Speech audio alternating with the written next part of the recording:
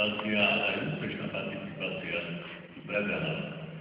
A je to vďaka tomu, že ďalší večer strávite. Ja sa chcem poďakovať najmä Jánu, čo sú tu návrhu predpokladajú, sú tu aj Januja, je čas menom, a že ich podobne ako mňa čakajú doma ženy a povedzme pozvané návštevy.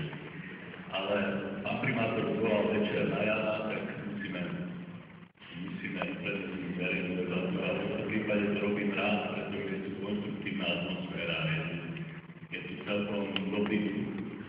K slovu participácie chcem ešte povedať, že podarilo sa mi predložiť a mesto akceptovalo návrhy na participáciu občanov v komisiách, napríklad na grantové komisie, a som presvedčený, že nebudú žiadne prekážky, aby jeden z vás alebo viacerí z vás boli aj v tej komisii ako prísediaci, aby videli, že sa hrá fair play, ktorá bude nakoniec posudzovať tie jednotlivé urbanistické koncepty v tej súťaži o budúcnosť chorvátskeho ramena.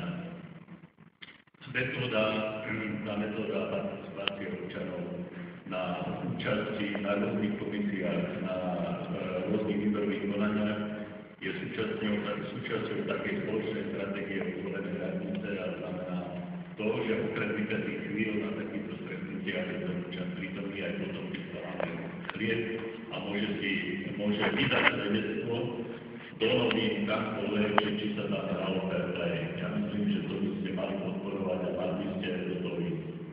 A napokon tretia poznámka, keďže ja mám času menej, je tá, že mnohí hovoríte o nespokojnosti s územným plánom a ja cítim, že to by sme našli ľahko spojenca aj u hlavnej architektky, ale sú tu nejaké pravidlá, sú tu nejaké politické bariéry, ale v zásade to, čo Petržalka potrebuje, je naozaj nový duch a nový územný plán, pretože množenie ďalších sídlisk na okraji Petržalky, tak to je to bujnenie rakovinové, ktoré odčerpáva investícia, prenáša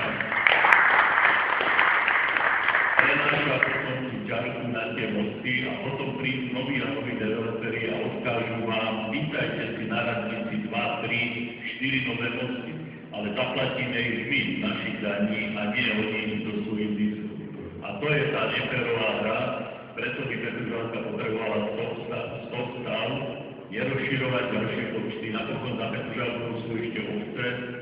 Za hranicami dnes už bývajú naši občania, ktorí chodia do Bratislavy, a to všetko dohromady sa tlačí na mosty spolu s Petržalčanmi a to proste musí mať nejaký koniec, musíme jedného dňa povedať, že pre túto generáciu, pre tieto 10 ročia Petržalka sa musí už meniť na vyššiu kvalitu urbanizmu, vyššiu kvalitu verejných priestorov, architektúry a nie len zvyšovať kvantitu a neustále spôsobať tým, čo tam už bývajú, újmu, lebo vlastne tí, čo v Petržalke bývajú, tí aj zaplatia ako daňovníci, aj ako obyvateľia znášajú ťarchu, aj kvôli stavbám, aj kvôli potom preplnenosti dopravných štruktúr.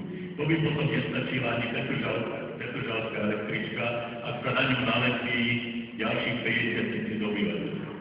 Preto je dôležité uchrániť aj túto os pred nejakou príliš vysokou urbanizáciou a dosiahnuť v budúcnosti nový územný plán celej Bratislavy, ktorý odpovie na tie otázky, aké to mesto má byť najbližších 20 ročí.